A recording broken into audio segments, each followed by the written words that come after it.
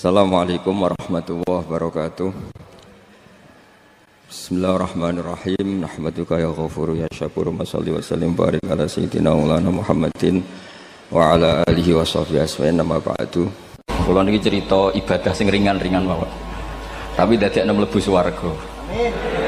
Terus kula badhe cerita siji mazhab Hasan Syadzili. Terus Hasan Syadzili niku thariqah sing dianut Gus Wafi. Kula nggih beberapa kali dapat ijazah saking Mbah Mun, saking bapak kula. Di antaranipun nggih pesen teng Gus Wafi, sebagian lewat kula ziarah teng Baruzak sih. Baruzak Termas. Abdul Hasan Asyadzili niku nate pas teng dalem ditamoni pemuda.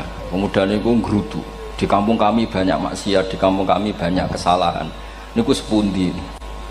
Jawab Abdul Hasan Asyadzili niku ringan. Sing jelas mboten sragen. Contohnya mboten sragen. Sakjane nggih persis, tapi zaman niku dereng ngeten sragen. Kok tenggen kula kathah maksiat ngeten-ngeten. Jawab Abdul Hasan Asyadzili enteng mawon.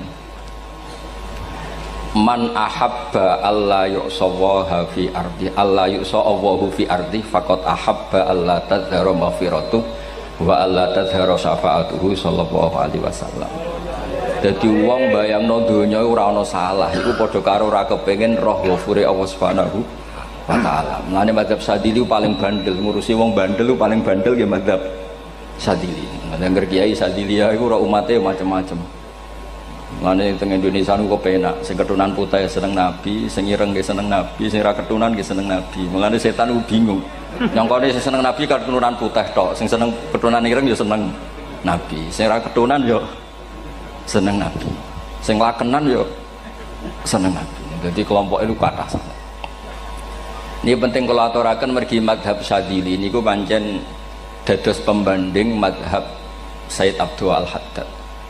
Madhab Abdul Hasan Asyadzili niku sing paling masyhur diriwayataken dening Shahibul Hikam. Mergi Ibnu Athaillah As-Sakandari muridé Abdul Abbas Al-Mursi, Abdul Abbas Al-Mursi muridé Abdul Hasan sinten Asyadzili. Niku madhab ingkang bener-bener jadi pembanding. Mergi teng bab husnudzon niku beliau itu pakar. Orang itu bisa yarjuwa hawal yaumil akhir. Orang itu bener-bener dibikin nyaman mbek Allah mbek Rasul. Misalnya ngeten, sampean sowan Allah iku kudu arep-arep disangoni. Kena arep disangoni berarti nganggep Allah iku medhit. Mulane tomak niku penting. Tapi mbek pangeran aja mbek wong, tapi mbek pangeran mbek. Dados limangka yarjuwa hawal yaumil akhir. Riyen niku zaman kula alit. Niku anggere ana santri lunga iku sangu sak umbalan. Mergo yakin kiai iku nyangoni. Lho diyakini nyangoni iku keren, berarti diyakini lomo. Lha kok yakin mlebu neraka, berarti nganggep Allah gak Rahman Rahim. Mulane yakin mlebu napa? Swarga. Mok modal urun maulid sak dina ora urun malah entuk. Terus niki rontok-rontok salah tapi muga-muga itu sepura pangeran. Nggih wau. Nak sampean bener niku sifat ghafuri Allah nganggur, nggih. Kerhane efektif ana sing salah. Mulane wonten cerita wonten tiyang teng multazam donga ya Allah kula paringi mboten nate salah. Niku jawabe pangeran fa'ina adhu ghufra. Wong ora tau salah sifat ghafur iku nganggur. Niki cerita sing sampean aja niru kula. Niki cerita ilmu. Niku mazhab Abdul Hasan apa? Asyadzili. Benten madhab Sayyid Abdul Al-Haddad itu jalure khauf. Jadi dosa gede apa cilik? Ora ana gede ora ana cilik. Kowe aja delok sing mbok dosani, aja delok dosane tapi delok sing mbok dosani iku sapa. Misale Gus Wafi ngutus santri teng mriki, "Cung, tukokno rokok." Rokok itu barang makruh misal. Mestinya kan santri oleh bantah, niki kiai ku piye to barang makruh kok kon nuku. Tapi masalahnya arah dituruti ya gelo tenan. Jadi aja delok kongkonane iku penting ra penting, tapi mukhalafah iku sababul fir. Misalnya kados kula niki teng mriki kan wonten botol minuman. Cung pindah rene itu kan barang sepele. Terus sampean takok urgensinya apa ya harus dipindah. Iku santri mangkelno to. Ya dipindah wae pokoke penting nu. Menurut itu cara pandang Sayyid Abdul Al-Haddad. Ki aja geman bantah pangeran senajan to perintahe sepele. Piye-piye mukhalafah ngono iku jenenge Nah cara Abdul Hasan Asyadzili nggih boten barang gede mbek cilik kudu ana bedane. Wong ana kabair ana saghair. Mosok WA janda beda mbek goncekno ya kudu beda. Wong WA tok kok padha mbek napa? goncekno iku kudu beda, kudu ana sawair, kudu ana napa? Kabair. Tapi cara Sayyid Abdul Haddad mboten delok sing mbok maksiati iku sapa. Sehingga khazanah kita niki penuh dengan ilmu. Mulane terus wonten bab ijtihad. Ijtihad niku ruangannya luas sekali. Ya kula bolak-balik nyontokno. Kula sakniki kan jare wong akeh kiai gedhe. Jare wong akeh kula niku kiai gedhe. Nek diundang manakipan tangga yo bingung. Ora teko sawane kiai gedhe sombong, diundang wong cilik ora teko. Teko iku mahjubno kiai sing ora tau pahayu. Kuwi bingung. Nyatane kula ora teko nggih do matur nuwun Gus. Athok kula mboten lakon. Nah kula teko kan mesti ordere teng kula mboten. Cara sing tok pitik gedhe nggih kula, salam templek gedhe nggih kula. Berhubung kula ora teko ngresgeni tiyang kathah. Saiki misal wonten takok, kiai gedhe diundang musala cilik kesunatan teko apa makruh teko? Cara ijtihad, cara sampean makruh teko napa kesunat? Kula misale diundang ning Sragen ning musala Penceng. Kula niku sunat teko napa haram teko? Haram ya bener lagi haram ya. Setuju haram. Mergo mahjubno ya haram setuju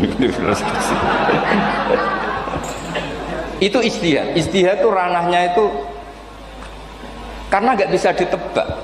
Ijtihad itu nggak bisa ditebak.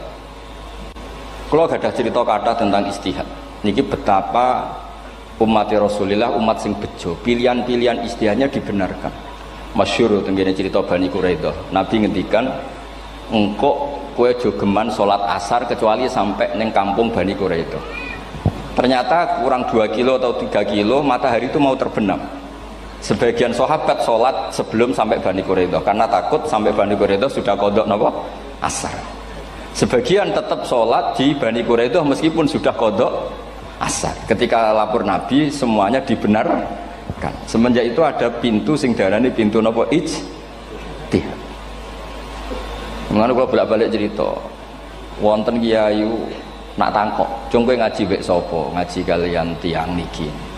Kiaimu tahu nangis mboten? Lereni ngaji mek kiai ra iso nangis, berarti atine atos. Nak Abdul Hasan Asadi takok, cung kowe ngaji mek kiai sapa? Kiai fulan. Tahu guyu mboten nate, lereni kiai ra iso syukur mbok jeni. Kiai ra iso syukur kok mbok jeni. Karena itu masalah ijtihad. Nggih masalah napa? Ijtihad. Ijtihad itu polanya enggak jelas. Wonten kiai ora gelem mulang wedok nggih kathah, alasane wedi fitnah. Wong pancen iman pas-pasan mawon nek wong ayu ya bingung. Tapi nak diwalik, nak kiai ora gelem mulang wong wedok, terus sing mulang wong fasik, to aliran sesat iku ya repot.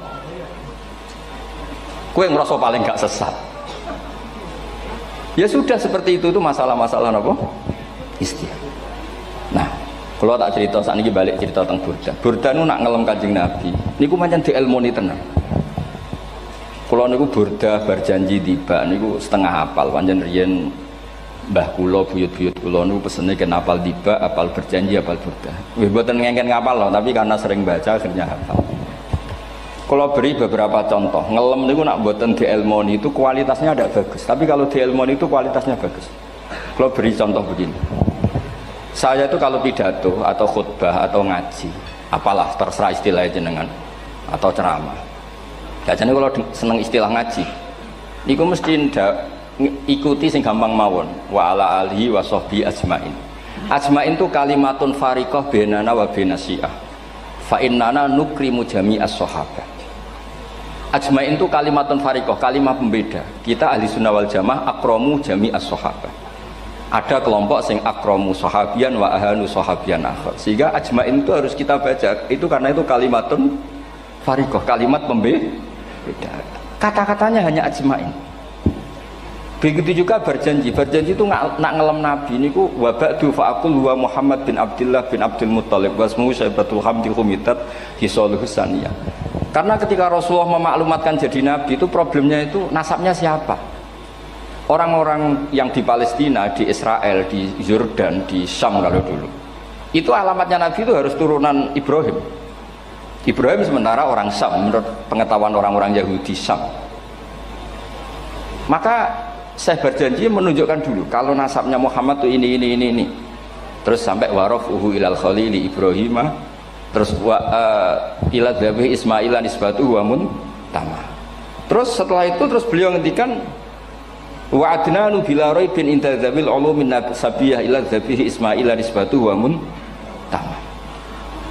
Terus ketika berjanji di Karang itu sudah ada faham-faham yang seakan-akan babahnya Nabi itu ada masalah. Terus beliau ngendikan ini Syaibatul Hamdi, Sayyid Abdul Muthalib itu orang yang ketika buka Ka'bah, buka Zamzam, saurip-uripe muji pangeran. Terus banyak lagi wasumi'a fi sulbihin Nabi sallallahu alaihi wasallam dzakarallaha ta'ala walab.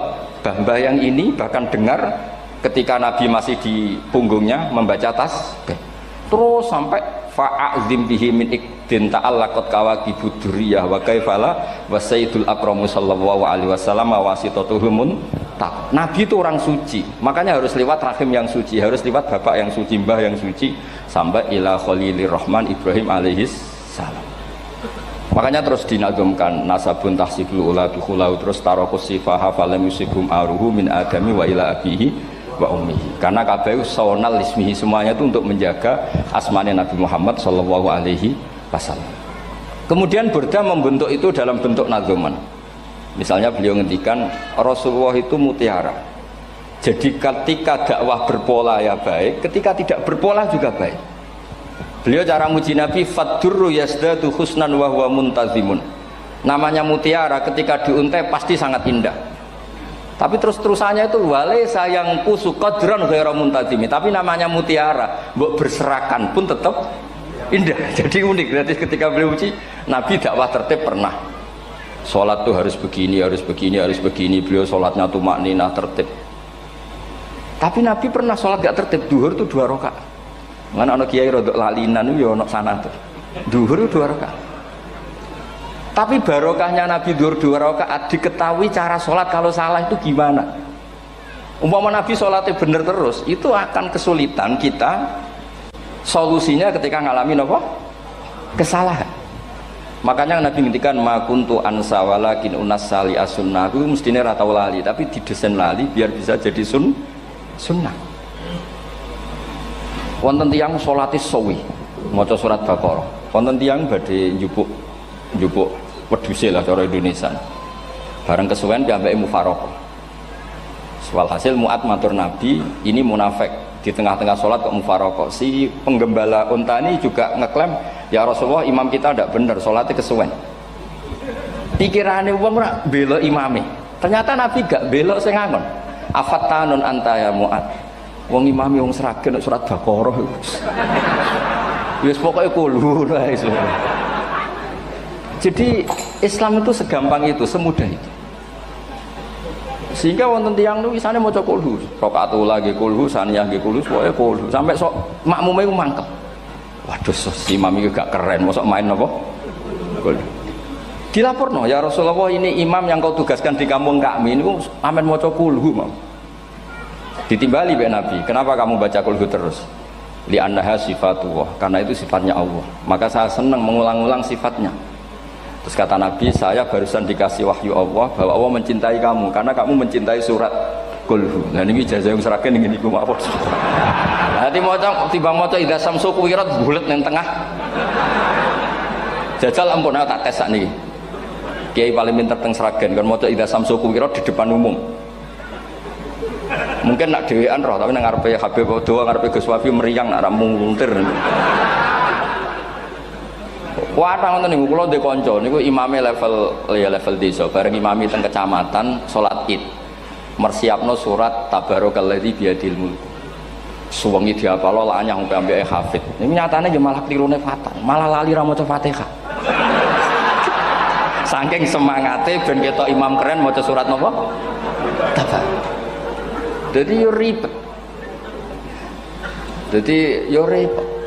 Terus kula suwun seneng Nabi niku kados senenge para ulama. Niku nak nyipati Nabi niku gampang. Kula niki beto kitab Saraipun Burdah kalian Saraipun Barjanji. Niku kalau ngelem Nabi niku sederhana sebenarnya. Tapi itu yang mengena.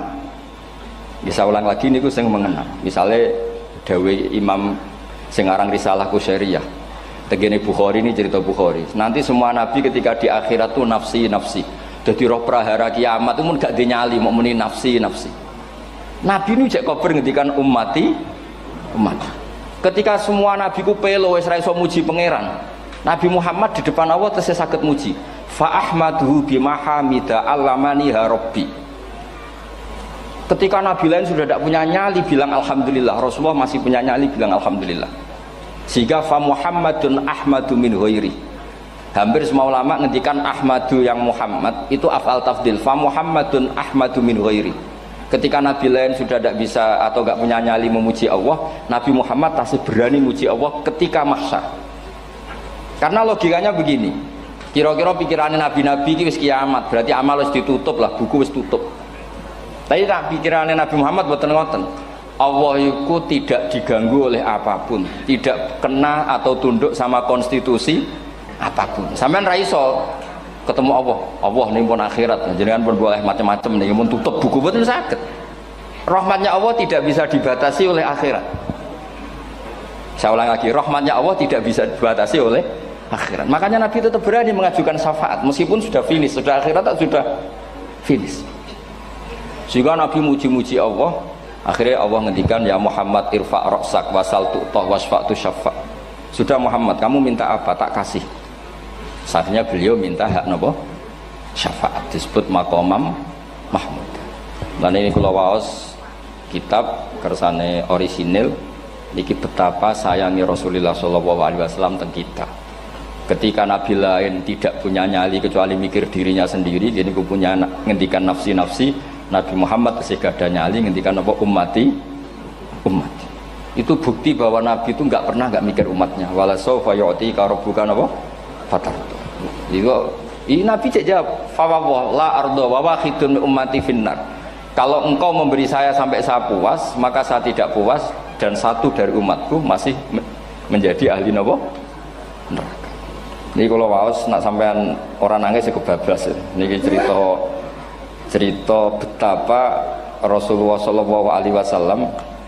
Niki jarang tiang maos niki kalau waos kersane tambah mahabbat dengan Rasulullah Shallallahu Alaihi Wasallam. Dados niki kalau cerita ketika Rasulullah ketemu pangeran teng Sidratil Muntaha, niku diredaksekno burdah, nggih diredaksekno burdah, fakhusta kulla fakharin ghaira mustarakin. Engkau mendapat kehormatan yang tidak tersaingi. Fakhusta kulla fakharin ghaira mustarakin. Jadi engkau mendapat kehormatan yang tidak akan tersaingi. Wajusta kulla maqamin ghaira mustahami. Atau wakhusta kulla maqamin ghaira mustahami. Dan engkau mendapat satu derajat yang enggak mungkin tersaingi. Mustaham itu enggak tersaingi lah. Walhasil ternyata derajat itu apa? Gini ku ketika Rasulullah ketemu Allah Ta'ala teng Sidratil Muntaha, niku Sayyidah Aisyah radhiyallahu anha tangklet, ya Rasulullah, mal ladzi auha ilaika rabbuk idz qala fa auha ila abdihi ma auha. Qala ya Aisyah aturidina anta alami ma la ya'lamuhu Jibril wala Mikail wala nabiyyun mursalun wala malakun muqarrabun. Nggih, Aisyah, bagaimana mungkin kamu tanya sesuatu yang bahkan Jibril itu tidak tahu, Mikail itu tidak tahu, dan semua malaikat yang dekat maupun nabi yang jadi rasul semuanya tidak tahu hubungan saya, kedekatan saya dengan Allah membicarakan apa. Niku sing dimaksud burdah kaima tafuza biwaslin ayya mustatarin, wonten sing maca ayyi mustatarin anil uyuni wasirrin ayya muktatamin. Jadi nabi ketika ketemu Allah di Sidratil Muntaha itu ada misteri yang hanya nabi yang tahu. Nabi niki ibu-ibu harus bangga, Sayyidah Aisyah jenenge bojo wani tanglet. Ambek nabi itu sing ngeles. Itu rahasia yang Jibril saja tidak tahu, Mikail saja tidak tahu, masa kamu tanya? Niki khase wong putri ini. Ya Aisyah, as'aluka bi Abi Bakrin ila ma'alam tani. Gimana cara Jawa tak kadakno mertuamu nak gak gelem cerita. Terus kunane kuno niku nggih wong wedok niku saged ngancam niku. Dadi kamane wis ngancam. Aku lapor bapakku, aku digo mulai sampean rati bojo kabare. Ya rada ribet jenengan ngadepi wong wedok niku rada ribet. Terus faqala, akhirnya Nabi cerita, tapi ya tentu tidak semuanya diceritakan. Inni lama kuntu qaba qausaini qultu Allahumma innaka adzabta al umam ba'duhum bil hijar wa ba'duhum bil masih. Oh ya, ini halaman 63 62 teng kitab Khasyatul Bajuri alal Burdah. Ya, kitab Hasyatul Bajuri alal Burdah. Ya Allah, Engkau menyiksa umat-umat sebelum umat saya, sebagian bil hijarah wa ba'dum bil mashi wa ba'dum bil khosfi. Fama anta fa'ilun bi ummati. Lalu yang akan kau lakukan untuk umatku itu apa? Reputasi jenengan sama orang-orang yang durhaka itu selalu menyiksa. Ada yang pakai batu, yang dilikuifaksi, ada yang pakai ini. Mosok umatnya kekasih jenengan podo ngoten. Berarti Nabi ku mun nego lah. Nego supaya gak sama. Faqala unzilu alaihimur rahmah min ananis sama wa ubaddilu sayiatihim hasanat. Ndak, saya ndak seperti itu dengan umatmu. Waman sa'alani a'taituhu waman tawakkala saterusé. Terus wa fid dunya asturu alal usad wa fil akhirah usyaffi'u kafihim. Orang-orang yang masih maksiat di dunia tak kasih hak tobat, dan nanti di akhirat tak kasih hak syafaat. Engkau tak kasih hak syafaat. Mulane ini penting dingertosi bilih ukuran Nabi baik itu gampang nak sampean ngaji ngangge ilmu.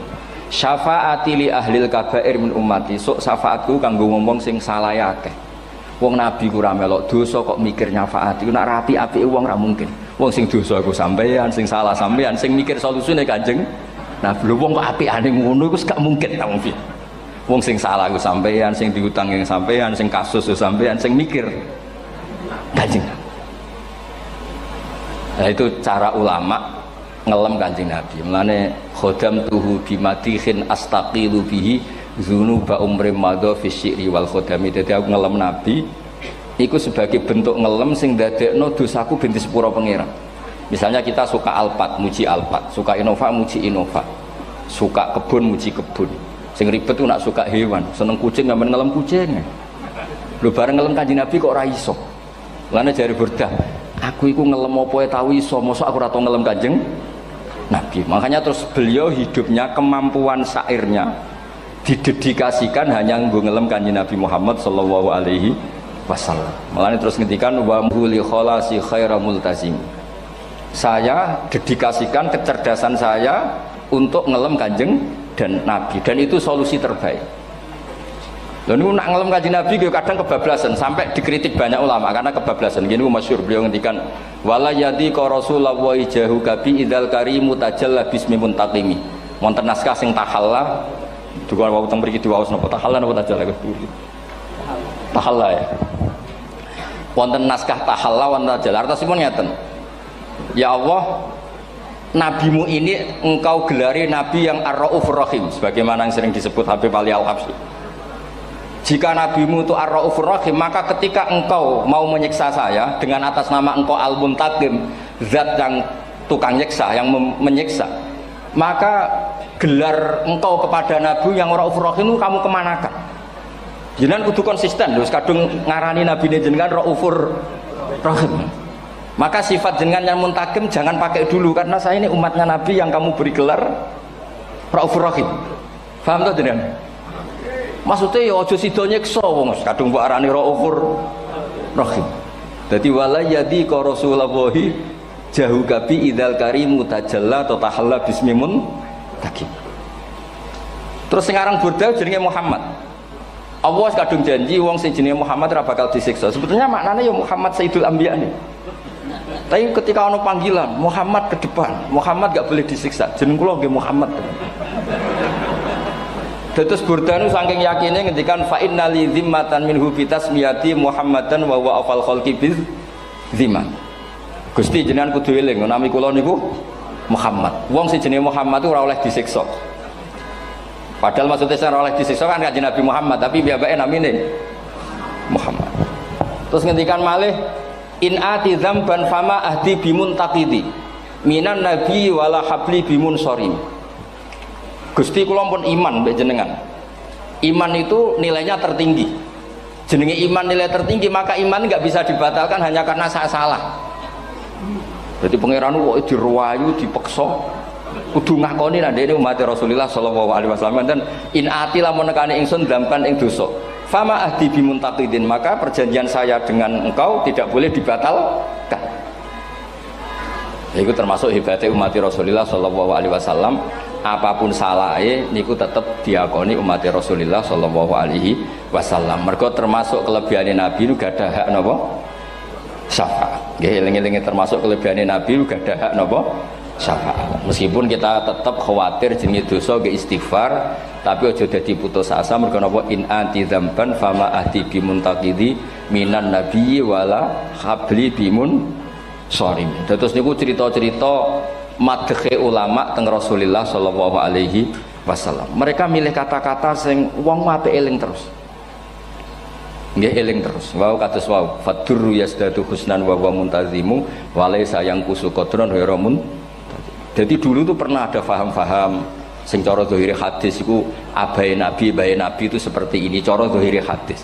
Tapi ahli sunnah wal jamaah terus di pendapat bapak nabi iku min ahlil jannah. Mergo apa? Wa kaifala wa sayyidul akramu sallallahu alaihi wasallam wasitatul muntaqah. Nabi itu orang suci, pasti lewat rahim-rahim yang suci. Minal aslabi thahira ilal arhamiz zakiyatil fakhira. Itu logika yang dibangun. Sehingga terus mantep baru kayak wau mau sedibak mau berjanji kiyakan wong Islam an-nabi min abihi wa ila jaddi sampai Adam niku kabeh tarokus sifaha falam yusibhum aruhu min adami wa ila abihi wa ummi. Begitu juga masalah iman. Soal misalnya ada pertanyaan ilmiah, lalu Ibrahim gimana? Karena nanya Azar itu kafir. Zaman ada Nur Rasulullah sallallahu alaihi wasallam, Azar belum kafir. Setelah intikal ke Ibrahim baru Azar kafir. Atau ada yang menjawab istilah abun di situ itu majaz. Sebetulnya Azar bukan bapak kandung tapi apa? Paman. Selalu ada jawaban ilmiah dari ulama-ulama ahli sunnah wal jamaah. Tapi kalau pesen teng jenengan sementing niku mau dibak berjanji napa burdan ada 1-2 bait yang jenengan tahu maknanya. Sehingga nanti kualitas mahabbah kita, kualitas kecintaan kita pada Rasulullah sallallahu alaihi wasallam niku tambah. Misalnya ngeten, kula kan nekuni tafsir ya. Ada ayat rubama yawaddul ladzina kafaru law kanu muslimin. Niku hampir semua mufassir konsensus sepakat jeng ben nek wong Islam mlebu neraka. Niku sampean kudu donga, nek mlebu neraka muga-muga jejer wong kafir sing kecangkeman.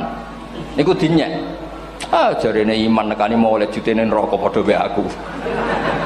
Apa meneh misale sampean hafal Quran jejer wong sing hafal jare kapit kok ora mlebu napa neraka. Kudu ana sing ngenyek. Mergo Allah nu tersinggung sakwise ana wong sing napa ngenyek. Akhirnya Allah tersinggung. Niku sing diceritakno tiba.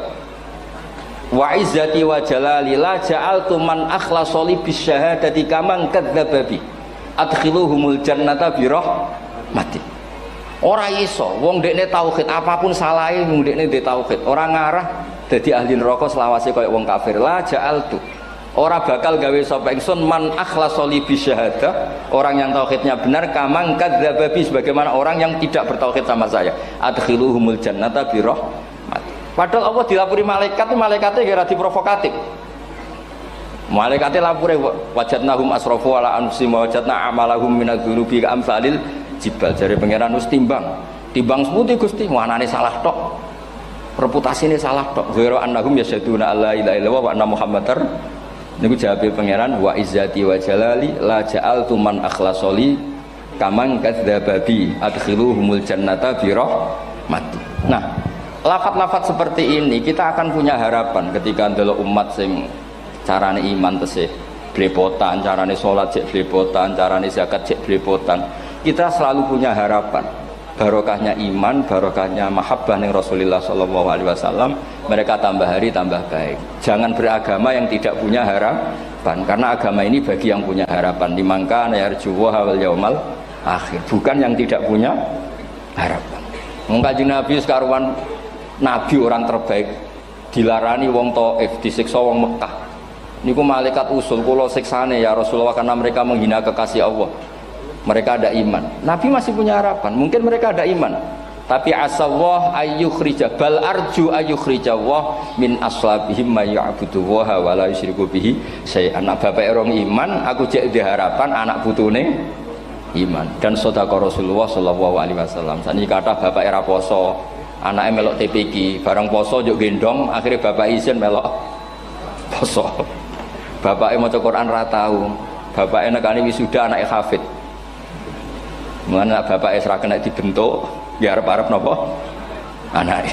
Nah anake ora kena dibentuk ya arep-arep putune nganti Imam Mahdi turun nang ngoten pokoke agama niki limangka nayarjuha wal yaumal akhir. Terus kula suwun sak napa madzhab Abdul Hasan Asyadzali nggih pancen madzhab niku kathah tapi kula suwun agama teng zaman akhir dawuh Mbah Mun kudu kathah rojae. Nggih mergi walladzina amanu asyaddu hubbal lillah dawuh Imam Ghazali ar-roja yuqaddam alal khauf. Mergo roja dadekno mahabbah. Orang yang punya harapan itu lebih mudah mahabbah. Dan hubungan kita dengan Allah itu hubungan mahabbah. Ini ku walladzina amanu asyaddu hubbal lillah. Saman roh anake wakal kok hubungane putus asa mesti maksudno. Tapi nek hubungane iso wae saiki nakal so ben gak. Iso wae saiki goblok so ben gak. Senajan to so ben ra terbukti lah, penting hidup itu ada harapan. Guys, penting hidup itu napa? Ada harapan. Kata ulama ngendikan afdhalul ibadah intizarul farad. Apa-apa ibadah selalu punya napa? Harapan. Terus Indonesia yang seperti ini kita berharap akan lebih baik, akan lebih baik. Wong cilik kula niku sing jilbaban mau keluarga ketok. Saniki kathah tiyang napa? Jilbaban. Cilik kula tiyang salat di masjid nggih mboten serame sekarang. Sampeyan ra iso grutu, tapi salat tok tapi atine ngene-ngene. Wah ya ribet nak ngoten sampeyan nyoal ideal nggih ribet. Pira-pira gelem napa? Pira-pira purun napa? Salat purun teng masjid. Sampeyan ndak usah memaksa ideal, wong kita ndak pernah napa? Ideal. Terus kula suwun cerita-cerita teng tiba teng berjanji bahwa Nabi sahibus syafa'ah. Nabi nu tiyang sing peduline napa ummati. Jadi ketika Nabi lain mboten gadah nyali ngadepi hisab. Ngene niku do muni nafsi, Nabi tesih gadah nyali mikir umate ngendikan mati. Carane apa? Muji pangeran bima hamida allamani ha rabbi. Lane dawuh iki teng ulama-ulama dawuh fa Muhammadun ahmadu min ghairi. Makanya summiya Muhammadan mergo li annahu satu wasammihi idza wada'atihi Muhammadan li annahu satu madun apa? Uqbah wa summiya Ahmad li annahu ahmadu min ghairi. Ini hampir semua ulama ngendikan ketika teng mahsyar semuanya Nabi gak punya nyali untuk matur minta sama Allah. Mergo wis kiamat berarti wis nis Nabi tesih gak ada pikiran Allah itu tidak terhalangi oleh kiamat, Allah tidak terhalangi oleh akhirat, Allah tidak bisa dihalangi apapun, sehingga Nabi tetap wani jaluk pangeran. Berarti mujine Nabi ku lebih top karena tahu Allah itu tidak terbatasi. Nah karena Allah tidak terbatasi, podo-podo Allah wapian, wis tak jaluk kanggo umatku sing mati alat tauhid. Berhubung Nabi ngoten terus Allah ngendikan ya Muhammad irfa ra'sak napa wasal tu'tah wasfa tusaffa. Muhammad kepala kamu angkat, kamu minta apa saya turutin. Terus Nabi minta hak napa syafaat. Seseorang bertobat. Dulu umatnya Nabi Musa ada yang menyembah anak sapi, ijel itu, harus tobat. Itu tobatnya ekstrim betul. Kalau tobat sekarang kan cukup istighfar sama istighosah. Kalau dulu enggak, liyak tulal bari umingkum al mujrima, yang terbebas dari dosa menyembah anak sapi, membunuh yang terlibat atau pernah menyembah anak sapi. Makanya ayatnya apa? Fatubu ila bari'ikum faqtulu anfusakum. Ya, jadi orang-orang yang pernah menyembah anak sapi itu tobatnya apa? Faqtulu anfusakum. Sebab itu semua ulama berkewajiban menerangkan nasa mansuh. Sampai Sayyidina Ali suatu saat ada mubalek atau ustadz itu ngajar di masjid, ditanya, kamu tahu nasa mansuh enggak? Enggak tahu. Terus kata Sayyidina Ali, berhenti jadi mubalek, lisensinya dicopot. Dicopot, kemudian halakta wa ahlakta, kamu rusak juga merusak. Kenapa demikian? Logikanya begini, semua nabi itu kan panutan. Saya ulang lagi ya, semua nabi itu panutan. Tapi kalau kamu tidak tahu nasaman, so jangan-jangan kamu ikut nabi sebelum kamu, yang nasahnya itu syariatnya sudah apa? Mansukhoh, sudah di nasah. Itu kayak kasus Sunda Wiwitan ini. Itu gak mau punya Nabi Muhammad karena kurang keren, kurang sepuh. Nabinya langsung Nabi Adam. Resikonya adalah beberapa aliran sesat itu, aliran yang kurang benar itu, zaman Nabi Adam kawinan otomatis sama saudaranya. Lalu masa sekarang kita membolehkan kawin sama apa? Kalau sama Nabi Adam mau tidak mau. Karena yang cowoknya ya bin Adam, putrinya binti Adam. Lalu Allah bikin satu sunnah yang suami istri itu harus beda, yaitu satu kandungan itu melahirkan satu pasang. Dan mulai dulu memang pasangannya orang jelek itu orang cantik, Makanya agak sial itu yang perempuan-perempuan itu. Memang mulai dulu gitu kalau cantik itu kesunatannya dapat jelek. Gitu. Nanti sama-sama masuk surga karena yang cowoknya ibadahnya syukur, yang ceweknya sabar. Itu nanti sama-sama. Nah kebetulan si Qabil itu ganteng sekali Qabil. Berpasangan dengan Labuda itu jelek gembrot, pokoknya tidak cantik. Enggak lah, kebalik. Qabil itu berpasangan sama Iklimah. Jadi Qabil ganteng, punya adik kandung namanya Iklimah itu cantik sekali. Yang Habil itu rapati apa? Berarti yang Habil apa? Ya dapati ganteng, berbarengan dengan Labuda juga dapati cantik. Nah karena tadi ya berarti Qabil bareng siapa? Iklimah, Habil, Labuda. Maka untuk kawin ini nggak boleh satu kandungan. Jadi dulu karena nggak ada perbedaan ibu bapak, mau tidak mau beda. Yang penting beda. Yaitu akhirnya apa? Qabil dapat Labuda, yang Habil dapat Iklimah karena beda kandungan. Itu sudah cukup. Nah, akhirnya kan nggak terima si Qabil. Masa orang ganteng dapat orang jelek. Jadi mulai dulu itu maunya orang ganteng ya dapat orang cantik, nggak terima. Tapi Allah ngatur seperti itu. Akhirnya terjadi percekcokan. Nah, dulu itu semuanya itu religius, sehingga ukuran percekcokannya masih religi, yaitu ya gini saja, kita ngadakan kurban, yang diterima itu ya menang. Ya ternyata dalam kompetisi itu yang menang siapa? Habil. Akhirnya Habil jadi menikahi siapa?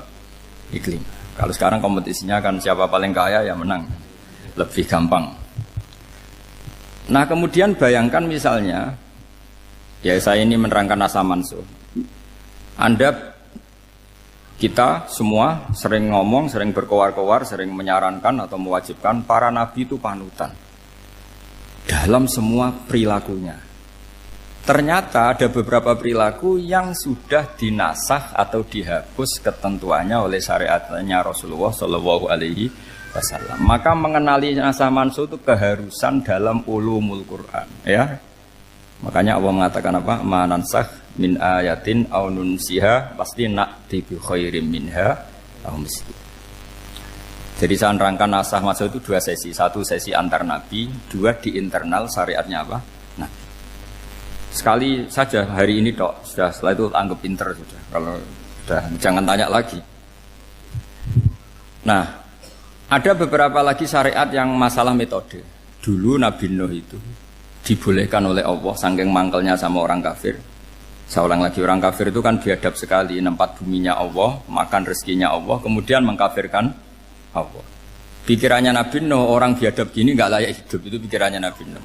Kalau dia pakai militer, tidak punya militer, ya pakai langit akhirnya. Pakai kekuatan langit, beliau berdoa, Rabbi la tazar alal ardi minal kafirina dayyar. Innaka intazarhum yudillu ibadaka wala yalidu illa fajirong kafar. Ya Allah, mereka ini orang-orang kafir, padahal pakai bumi engkau, pakai rezeki engkau, matikan semua saja. Jangan sisakan satupun. Karena kalau masih sisa, nanti anak turunnya ya gitu. Gennya gendo ya pasti melahirkan gendo. Gen, wala yalidu illa fajirong kafar. Kalau kamu sisakan pasti melahirkan generasi gendo lagi, kafir lagi. Dituruti sama Allah. Kecuali orang 80 yang ikut Nabi Nuh. Nah orang 80 yang ikut Nabi Nuh ini selamat karena iman. Maka generasi yang sekarang ini termasuk saya semua ini, semuanya turunan orang iman. Maka kita ini punya dua status. Satu, Allah kadang manggil kita ya Bani Adam, karena faktanya kita turunan Nabi apa? Adam. Panggilan kedua adalah Zurriyataman Hamalna Ma'nu. Orang-orang sekarang itu pasti turunan orang yang ikut perahunya Nabi Nuh. Jadi nasab kita ini sudah steril. Sudah tidak ada nasab lewat kafir, karena yang kafir sudah habis.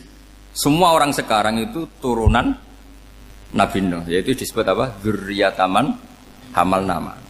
Itu sekitar orang 80. Nah, oleh Allah Subhanahu wa taala syariat seperti ini pernah dituruti, yaitu akhirnya mereka mati semua kecuali orang 80 yang mukmin. Tapi uniknya Allah apa? Era Rasulullah Shallallahu Alaihi Wasallam, Nabi kita Nabi Muhammad itu diutus rahmatan lil alamin. Ketika Nabi didustakan, diusir, disakiti, malaikat gunung, beberapa malaikat sing ahli adab spesial eksekutor lah kira-kira gitu. Muhammad Kamu bilang saja ke saya, kalau kamu ingin orang-orang Mekah Abu Jahal CS, saya hancurkan. Tapi apa kata Nabi? Saya berharap kalau mereka belum iman, anak cucunya iman. Karena bagaimanapun sperma ya atau calon bayi atau calon keturunan itu kan ada fi aslabir rijal atau fi zuhurir rijal. Jadi kalau dalam ilmu agama itu gen manusia itu disimpan di zuhurir rijal di punggung lelaki.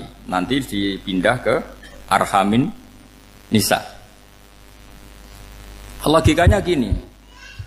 Ini dengerin ya. Logikanya gini, misalnya Abu Jahal. Abu Jahal itu di situ ada orang namanya Ikrimah. Itu anaknya Abu Jahal. Itu orang mukmin. Akhirnya ya jadi orang alim. Abu Lahab itu di rahimnya di punggungnya ada perempuan namanya Darroh. Akhirnya juga orang mukminah. Saya berikan contoh. Khalid bin Walid itu anaknya Walid. Walid itu musuh besarnya Rasulullah. Tapi di punggungnya ada orang bernama Khalid. Ini dengerin. Nah di punggung ini kira-kira Allah sudah tahu apa belum? Jawabannya sudah tahu. Artinya kalau ini mati atau kamu bunuh, kamu sebenarnya nggak bunuh orang kafir saja, bunuh calon orang mukmin yang sekarang masih bersemayam di punggungnya orang-orang kafir. Jadi bisa saja orang yang sedang kafir itu ada sekian calon generasi yang suatu saat mukmin. Itu syariat yang diajarkan ke Rasulullah SAW. Karena kasofnya Nabi, kasof itu satu kondisi di mana seorang Nabi itu dipertontonkan sesuatu yang nggak kelihatan. Itu dalam bahasa Arab kasof atau mukasyafa. Nabi dipertontonkan ternyata banyak orang kafir yang di punggungnya itu ada calon generasi mukmin atau muslim. Akhirnya Nabi nggak berani. Jangan bunuh. Mungkin bapaknya ada iman tapi anaknya iman. Betul, Abu Jahal punya anak Ikrimah, Abu Lahab punya anak Darroh, Walid punya anak siapa? Walid. Itu mirip seperti kita, bapak era sholat, anak ETPK sholat, akhirnya bapaknya katut sholat. Banyak nggak di Indonesia, bapaknya tidak bisa baca Quran, anaknya hafid. Nah, itu kalau bapaknya kamu habis, tidak ada yang meselin. Makanya biarkan hidup saja. Nah, artinya gini, andaikan tidak ada ulama yang menerangkan nasa mansuh, dikira syariat Nabi Nuh itu abadan mu'abbadat, selamanya lama. Jika main teror sama orang kafir sah berdasar Nabi Nuh, padahal kita sudah ganti Nabi. Yaitu syariatnya Rasulullah SAW masyhur itu ketika Nabi ngendikan, saya tidak minta mereka dihukum, tapi ya Allah saya minta Allah mahdi qaumi fa innahum la ya'lamun. Mereka kafir itu karena tidak tahu. Sehingga ada periode. Loh kalau perang itu beda, perang itu konteksnya duel, itu tidak harus sama Abu Jahal, Abu Lahab. Ada penjahat mau bunuh kamu wajib perang enggak? Wajib. Penjahatnya meskipun muslim apa harus kafir? Meskipun muslim. Maka kata ulama fikih sebetulnya perang duel itu bukan syariat muslim sama kafir tok. Masih muslim sama muslim, misalnya ada orang mau merkosa istri kamu, terus dia pamit gini, saya muslim loh, beri hak loh. Enggak bisa. Saya penjahat loh, muslim, jadi kamu enggak boleh merangin saya, ngelawan saya kan muslim. Enggak bisa, tetap harus dilawan. Makanya kata ulama-ulama fikih, pertarungan sama musuh itu tidak harus sama orang kafir. Orang muslim pun yang mengganggu kehormatan kita, misalnya mau merkosa istri Anda, itu harus dilawan. Makanya Nabi ngendikan mangkutilah duna mali fahuwa syahid, mangkutilah duna harimi fahuwa syahid. Orang yang mati karena membela kehormatan keluarganya atau hartanya, maka dia mati syahid. Dan penjahat yang mati ini muhaddarun damu, diabaikan sehingga enggak kena kisos, pembunuhnya enggak kena. Misalnya ada penjahat mau bunuh kamu duel, menang. Kamu enggak kena kisos karena ini muhaddarun damu, diabaikan kehormatannya. Padahal dia muslim, apa? Muslim. Ini perlu. Jadi ini mengaji ini agak jelimet tapi gampang. Kan kalau paham enggak paham selesai, jadi enggak baca selesai itu.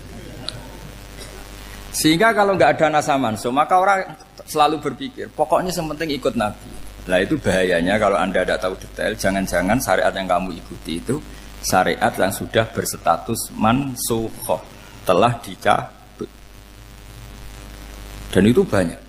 Makanya kata Sayyidina Ali ketika ada orang ngajar gak tahu nasa mansuh, halakta wa ahlakta, kamu rusak dan merusak orang lain. Seperti tadi pernah ada kawin itu satu turunan, yaitu era Nabi Adam. Masa kita sekarang kawin sama satu turunan, kan gak mungkin. Ya kan, pernah ada membumi hanguskan orang kafir, yaitu syariatnya Nabi Nuh. Itu dihapus oleh syariatnya Nabi Ibrahim dulu. Yaitu Nabi Ibrahim menghentikan apa? Faman tabi'ani fa innahu minni wa man asani fa innaka ghafurur rahim. Ya, kalau orang ikut saya ya Allah ya pasti golongan saya. Kalau yang masih maksiat, masih balelo, saya berharap engkau ampuni. Akhirnya banyak orang kafir tobat. Coba era Rasulullah itu semua orang kafir Mekah itu kafir. Nabi belum wafat. Itu sudah ada 114.000 mukmin semua. Jadi Nabi menangi mayoritas orang menjadi mukmin dari mayoritas kafir. Yaitu disebut wara'aitan nasa yadkhuluna fi dinillahi afwaja. Andai kan Nabi Muhammad pakai syariatnya Nabi Nuh, bisa enggak mengislamkan orang sebanyak itu? Enggak bisa kan? Maka ini penting mengenali nasab mansur. Jadi periode cara wong Jawa maksud no tuntas. Robila tadar itu, pasot tuntas itu, menghabisi itu habis di periode Nabi siapa? Nuh. Syariat itu sudah enggak dipakai lagi, yang dipakai apa? Faman tabi'ani fa innahu minni wa man asani fa innaka ghafurur rahim. Lah Nabi Muhammad ini nabi yang kena khitab anit tabi' millata Ibrahim hanifah. Jadi masternya Nabi Muhammad itu mentornya Nabi Ibrahim. Sehingga syariatnya ya faman tabi'ani fa innahu minni wa man asani fa innaka ghafurur rahim. Tidak syariat rabbila tadzar alal ardi minal kafirina daya. Jelas ya, jadi mengenali nasa manso itu penting sekali. Karena kalau tidak, Anda halakta wa ahlakta, kamu merusak diri kamu sendiri, juga merusak orang lain. Karena menfatwakan hukum yang sebetulnya sudah berstatus mansukh, hanya berdasar, itu kan syariatnya Nabi-Nabi dulu. Syariat yang apa? Syariat yang nggak pernah terhapus hanya satu, usuluddin, yaitu tauhid, itu sama. Tapi kalau syariat itu beda-beda, atau furu'iyah itu beda-beda. Itu tadi saya beri contoh, era Nabi dulu kalau ada pakaian najis dipotong, dibuang. Era Nabi Muhammad dicuci. Orang kafir dihabisi oleh langit. Era Nabi Muhammad enggak boleh, bahkan didoakan Allahumma hdi qaumi fa innahum la ya'lam. Di Qur'annya apa? Wa in ahadum minal musyrikin astajaraka fa'jirhu hatta yasma'a kalamullah summa ablihu ma'mana. Jadi kalau ada orang kafir enggak boleh main dihabisin mereka, beri peluang untuk mengkaji kitabullah hatta yasma'a kalamullah. Kalau mereka sudah berpeluang ngaji, harus summa ablihu ma'mana, harus dijamin keamanan. Ya, karena apa? Dzalika bi annahum qaumul la ya'lamun. Bagaimanapun mereka memang karena tidak tahu. Nah, kenapa tidak tahu? Enggak. Karena tadi mereka tertutup oleh kultur yang beratus-ratus tahun. Mbah-mbahnya mereka menyembah batu, menyembah berhala. Ya tahunya itu ya Tuhan. Bagaimana Anda bisa menjelaskan sesuatu yang sudah beratus-ratus tahun kan tidak gampang. Maka ada periode dimaklumi, apa? Kalau era sampean kan mosok waktu disembah saking gobloke orang, kamu lahir kan sudah nyembah Allah, tidak nyembah batu. Bayangkan kalau kamu jadi mereka. Wong perut kamu saja disuruh makan pizza sakit kok, karena saking lamanya makan sambal kan gitu. Kamu bilang perempuan Indonesia saja cantik kok, saking lamanya jadi orang Indonesia. Padahal orang Indonesia tanyakan orang Eropa, cantiknya di mana? Kamu lahir di Afrika, bilang orang Afrika itu cantik, tanyakan orang Eropa, cantiknya di mana? Hitam gitu kok. Jadi orang itu pasti terkooptasi oleh sekelilingnya. Orang Afrika akan bilang wanita Afrika itu cantik. Coba tanyakan orang Eropa, cantik apa enggak? Belas. Orang Eropa yang kulitnya gitu kata orang Eropa indah, kata sampean. Koyok anaknya kebo katanya kuda jadi. Jadi orang itu akan terkooptasi oleh sekelilingnya. Bayangkan kalau semua orang nyembah berhala terus kamu ndak, alasan kamu apa? Kan menentang mayoritas. Dan itu berat. Maka dimaklumi oleh Allah, dzalika bi annahum qaumul la ya'lamun fi manah panyeruarah. Nah, pemakluman ini yang mulai sekarang terkikis. Orang main pukul saja enggak mau ngaji. Enggak mau ngaji Quran secara kafah. Jadi fatwanya Islam kafah tapi ngajinya Quran enggak kafah. Ngambil 1-2 potongan ayat dipakai dalil. Jadi Islamnya inginnya kafah tapi ngajinya Quran enggak. Kalau kafah ya hafal 30 juz itu. Kalau mau ya, kalau mau kafah ya hafal berapa? 30 juz. Makanya saya sering bilang, saya sering dinasihati orang karena belum tahu saya ini hafal Quran. Bapak harusnya Islam itu kafah. Kata saya ya dimulai dari konsep Islam itu kafah dulu. Apa ya hafal Quran secara kafah. Jadi ini penting saya utarakan. Bahaya sekali orang mengenali Islam tanpa mengenali nasah mansukh. Karena beberapa syariat Nabi sebelum kita itu berstatus mansukh. Terus contoh berikutnya, ini naskah mansukh antar Nabi apa khusus internal Nabi? Antar Nabi aja nggak selesai nih sampai subuh aja nggak selesai. Contoh yang paling keren mungkin cowok semua senang. Nabi Dawud dulu istrinya berapa? 99. Nah itu kalau masih halal itu kan berarti jenengan tuh punya istri berapa? Wah itu kan ngeri betul. Punya satu aja repotnya gitu apalagi berapa? Punya 99. Terus kamu bilang gini, ini kan syariatnya Nabi Dawud, Nabi kan bisa diikuti. Pernah ada periode di mana seperti itu boleh. Jadi makanya mau tidak mau ngenali naskah mansukh itu harus. Kalau enggak ya kamu masih berkeyakinan boleh beristri berapa? Nah ini penting saya utarakan. Makanya Sayyidina Ali itu kalau ngetes calon mubaligh, kira-kira kalau Kemenak dulu inginnya apa? Sertifikasi apa? Mubaligh. Itu tanyanya gitu. Ta'rifun an-nassa wal mansukh, kamu apa tahu naskah mansukh? La. Jawabnya Sayyidina Ali, halak tahu ahlak tahu. Kamu orang yang rusak. Karena tadi takutnya ada syariat yang sudah mansukh dipakai. Itu tadi misalnya kita ini tidak umatnya Nabi Nuh, tapi pakai syariat Robbila tadar alal ardi minal kafirina. Terus ketiga begini, misteri manusia itu. Dan ini kita tidak pernah tahu sampai kiamat, tapi ini ilmu harus kita diskusikan. Misalnya saya ini namanya Bahauddin. Saya sekarang hidup sampai 2019 sekarang. Kan hanya Allah yang tahu berapa turunan saya sampai kiamat dan statusnya kayak apa. Donald Trump juga gitu. Donald Trump itu sekarang kafir, tapi kita tidak pernah tahu nanti turunan keberapa ada yang Muslim. Lah turunan yang calon Muslim ini diletakkan di mana kita tidak tahu. Yang jelas kalau kamu bunuh itu katut itu. Artinya gini, logika membiarkan orang kafir itu ya ada logikanya. Gitu. Logika membunuh karena mereka mau membunuh kita ya ada logika fikihnya, karena kalau kita ada membunuh dibunuh. Makanya semuanya hukum ini terus bergantung al-hukmu yaduru ma'ilatihi wujudan wajib. Di sini terus dipertemukan. Makanya semua nabi itu kalau yang namanya membunuh pasti pas perang saja, karena ini kondisi yang memang pilihannya hanya dua, kalau nggak dibunuh ya membunuh. Ada duel lah. Maka ini butuh kajian fikih dan orang nggak boleh subjektif dalam hal ini. Saya ulang lagi, tidak boleh subjektif. Karena tadi, orang yang kamu katakan sekarang misalnya Zaid, kamu itu bodoh sekali. Kenapa bodoh? Tidak hafal Quran, nggak pernah kuliah, nggak pernah ngaji. Ternyata Zaid ini bersemayam calon anak yang alim alama hafal Quran. Namanya Umar, tapi masih jadi sperma. Suatu saat Zaid itu punya anak alim alama. Kan banyak orang tidak bisa baca Quran punya anak hafid. Banyak nggak di Indonesia? Banyak nggak petani yang punya anak dekan? Petani punya anak dekan. Yang dekan punya anak naik kelas saja susahnya bukan main. Banyak kan?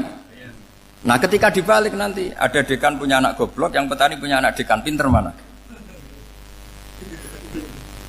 Kita tidak pernah tahu. Makanya ini kan ya sudah, kalau nggak pernah tahu ya bilang saja wallahu alam, kan selesai. Daripada keminter keliru kan ada wallahu alam. Makanya cerita favorit guru saya, Kiai Haji Maimun Zubair itu punya apa namanya Kiai Zubair. Itu cerita favoritnya itu ada santri namanya Soleh. Soleh itu alim alama. Orang Madura itu cara berpikir kan kalau kiai saja alim seperti itu, apalagi bapaknya. Pas bapaknya main ke pondok, santrinya ada ribuan. Bapaknya main ke pondok itu, sholat itu ya gak bener, gak sesuai sunnah Rasul lah kira-kira gitu. Sudah sholat itu gak bener, apa-apa gak bener. Masih ditakwil sama santri Madura, karena orang Madura itu kultus. Mungkin khilaf itu satu khusus, pokoknya perlakuan khusus. Suatu saat saking bodohnya orang itu, kenceng tuh pinggir musola. Wah ini nggak bisa ditakwil lagi, akhirnya nggak bisa ditakwil tuh nggak. Wah ini sudah nggak bener ini, nggak bener. Singkat cerita santri tadi nggak kuat matur ke kiainya, Pak Yai, jenengan sealim itu kok bapaknya segoblok itu. Kenapa? Ya, dia kenceng pinggir musola. Oh bapak saya itu pinter sekali. Kok bisa? Karena beliau yang memutuskan saya mondok sampai saya jadi alim alama seperti ini. Yang bodoh itu mbah saya. Yang bodoh itu mbah saya.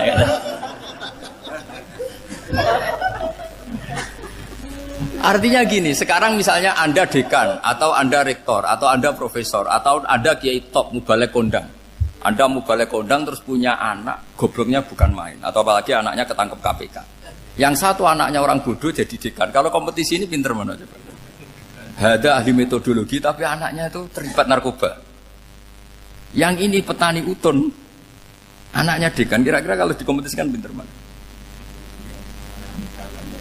Anaknya pinter petani tadi. Yang ketika petani kamu vonis bodoh gitu. Tapi siapa tahu kalau ini menyimpan calon. Paham ya? Kita tidak pernah tahu. Makanya Quran selalu ngajari dalam ilmu sosial itu wa in adri la'allahu fitnatul lakum wa mata'un ila. Di dalam ilmu sosial itu kita harus jawab tidak tahu. Karena mudah.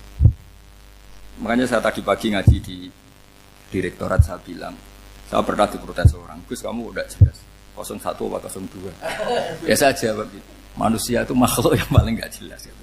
Sekarang soleh suatu saat bisa saja gak soleh. Yang sedang gak soleh suatu saat soleh. Sesuatu yang mungkin rubah kok kamu fanatik itu gimana? Nalarnya itu gimana? Coba kita tahu dulu Wahsy itu pembunuh Hamzah, akhirnya mati mukmin ya enggak? Padahal orang yang sangat dibenci Rasulullah karena membunuh Sayyid siapa? Hamzah. Sa'labah yang tukang itikaf di masjid akhirnya su'ul Fatimah. Kita enggak pernah. Lah kalau enggak pernah tahu ya enggak usah terlalu fanatik biasa saja. Kayak jenengan seneng saya itu ya saya enggak tahu sampai kapan ya. Saya seneng sampean sampai kapan ya enggak tahu. Kayak suami istri itu. Pas nikah harmonis bulan madu sampai kapan bertanya. Yang jelas paling awet itu pasangan jelek itu pasti nggak awet. Makanya jadi guyonan tuh. Pasangan tuh jangan baik-baik gak awet. Kalau jelek itu awet. Ternyata maksudnya cantik sama ganteng. Itu suatu saat pasti jadi jelek. Yang jelek sama jelek pasti jelek terus. Makanya jadi guyonan. Kalau pasangan jelek itu awet katanya. Tapi kalau pasangan baik, ternyata baik wajahnya itu pasti gak awet. Suatu saat pasti jelek. Tapi yang jelek awet. Karena mulai dulu ya jelek sampai itu. Awet jeleknya maksudnya bukan.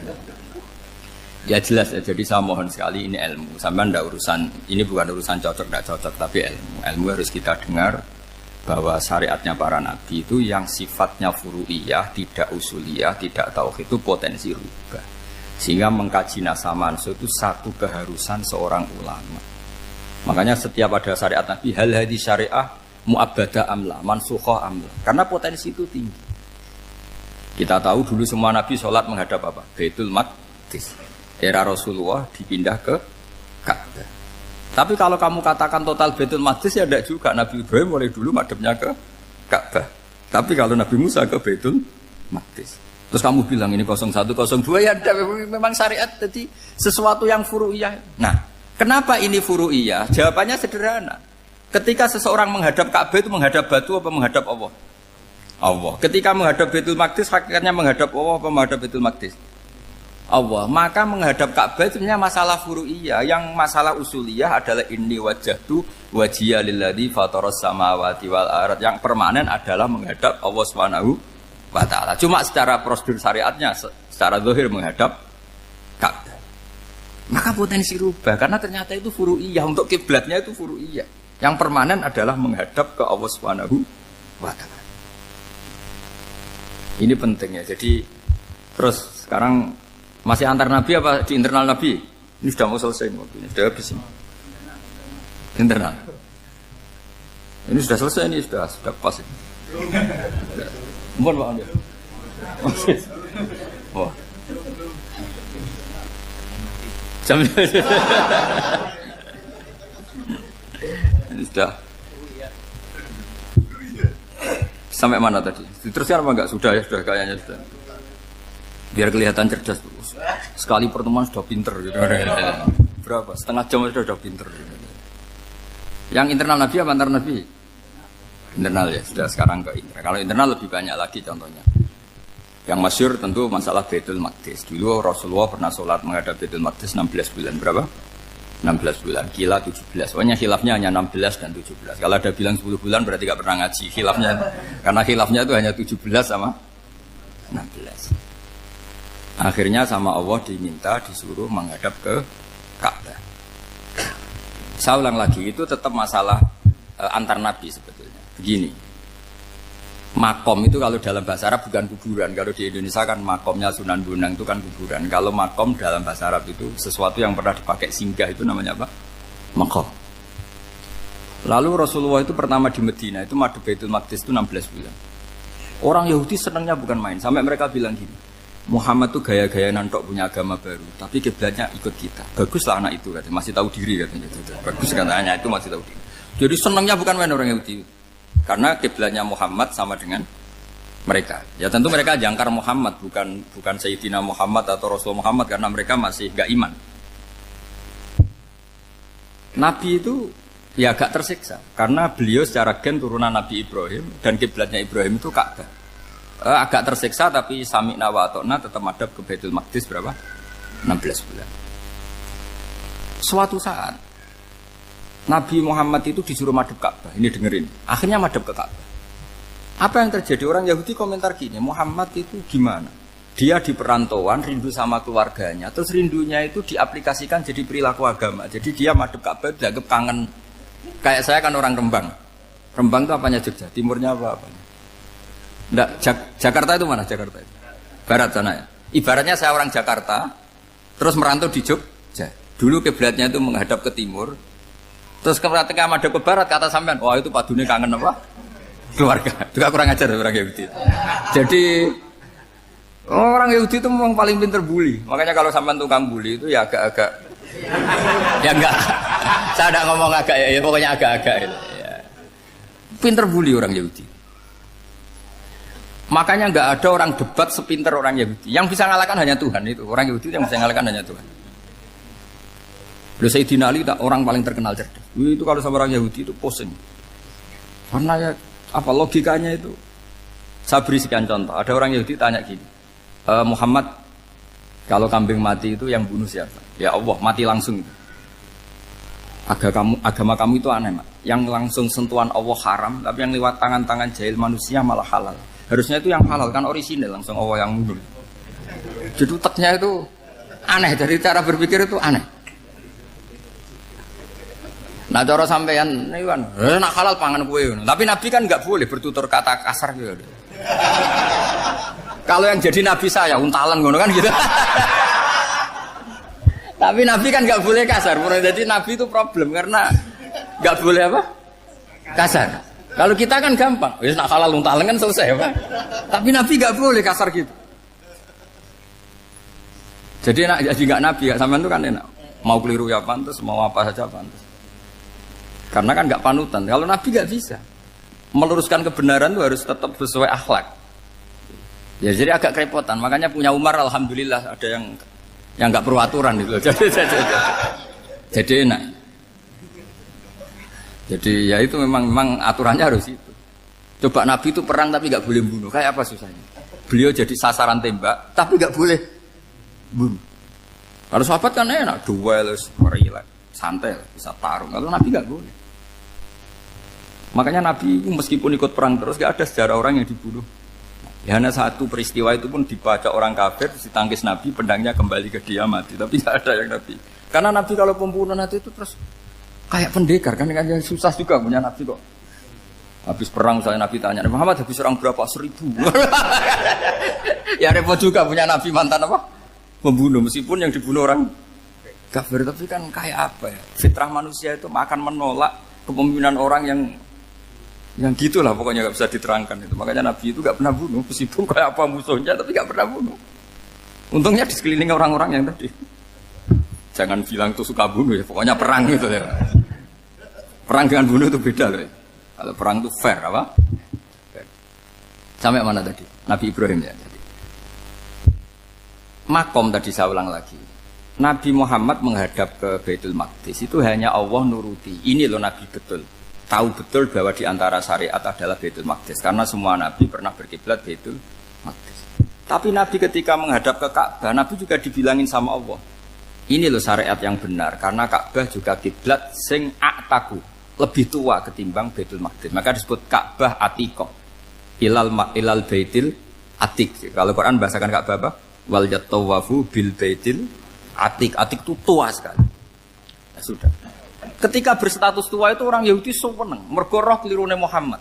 Mereka nantang, Muhammad ayo debat terbuka. Nabi rawuh. Bagaimana Anda bilang Ka'bah itu kiblat tertua? Wong Ka'bah itu pertama yang menghadap sana itu ya kamu. Semua Nabi menghadapnya ke Baitul Maqdis. Terus Nabi Muhammad mulai berargumentasi ilmiah tadi.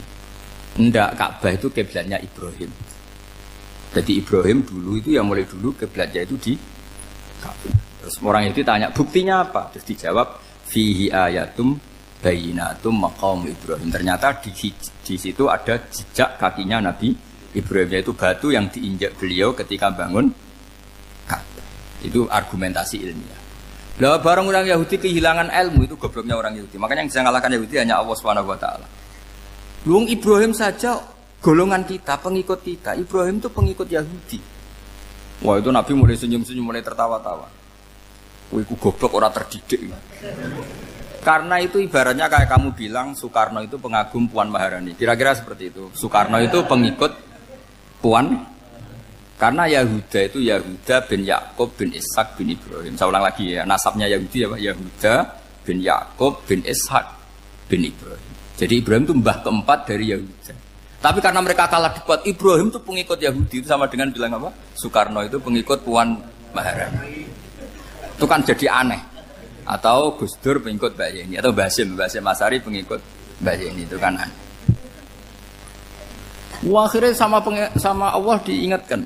Makanya ada ayat ha antum haula hajjatum fi malakum bi ilm falimatu hajuna fi ma laysa lakum bi ilm. Perjanjian debat ini semuanya harus ilmiah. Tapi kenapa perdebatan Anda malah ndak ilmiah? Akhirnya orang Yahudi iftadohu, malu semua. Wah, semuanya Muhammad. Itu satu-satunya kekalahan orang Yahudi. Tapi ayat-ayat seperti ini itu enggak populer. Ayat ha antum haula'i hajjatum fi malakum bi ilm falimatu hajuna fi ma laysa lakum bi. Jadi Islam, betapa hebatnya Islam. Kalau debat harus ilmiah. Dan Kanjeng Nabi menantang, ini perjanjian kita debat ini ilmiah. Kenapa sekarang jadi tidak ilmiah? Yaitu kamu mengatakan Ibrahim itu pengikut Yahudi. Padahal Ibrahim dengan Yahudi itu dulu Ibrahim. Makanya Yesus kalah, man. Tapi tetap ra Islam. Tapi nah, makanya terus Ka'bah dibuktikan ketuaannya lewat apa? Fihi ayatum bayinatum maqamu Ibrahim. Itu bukan makam kuburan. Karena makamnya Nabi Ibrahim tetap di Hebron, tempat di Palestina. Kira-kira itu Palestina. Jari Israel yang Israel bola menang di. Jari Israel yang Israel, jari Palestina yang saya pernah ziarah ke sana di Hebron. Di makamnya Nabi siapa? Ibrahim. Jadi jelas ya. Jadi nasa mansuh itu ketentuan yang dikehendaki Allah Subhanahu wa taala untuk menguji loyalitas manusia, menanggalkan semua akalnya. Makanya saya mohon sekali siapapun yang ngaji saya dimanapun, sekali-kali manusia itu harus menanggalkan akalnya. Sekali Anda pakai akal, maka Anda akan ingkar dengan nasa mansuh. Nasa mansuh itu hukum yang direvisi, yang dibatalkan. Makanya orang Yahudi lagi-lagi pinternya orang Yahudi. Merovokasi orang-orang yang Islamnya belum kuat, diprovokasi gini. Ungzuru ila Muhammadin tahayyara fi din yukhillu yawman wa yuharrimu ukhra. Lihat itu Muhammad, dia kebingungan cara beragama. Kadang bilang A, besok bilang B. Jadi nasa mansub dianggap satu bentuk kebingungan. Gak kurang ajar tapi.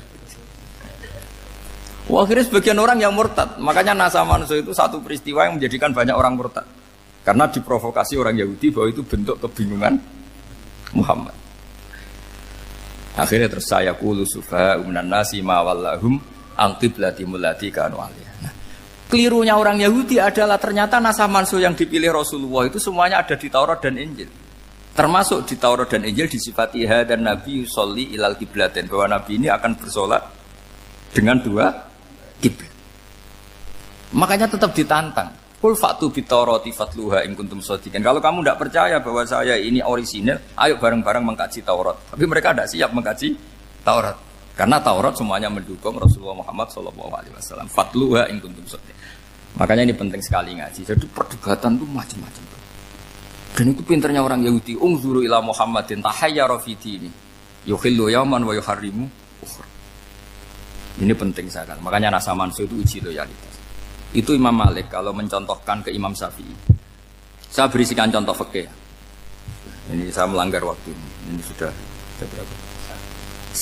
Saya yang tidak mengesahkan diri saya. Ya misalnya ini ya, ini kertas bawa ya, ini kertas saya bawa. Terus ini tak kasih uang misalnya, uang 100.000.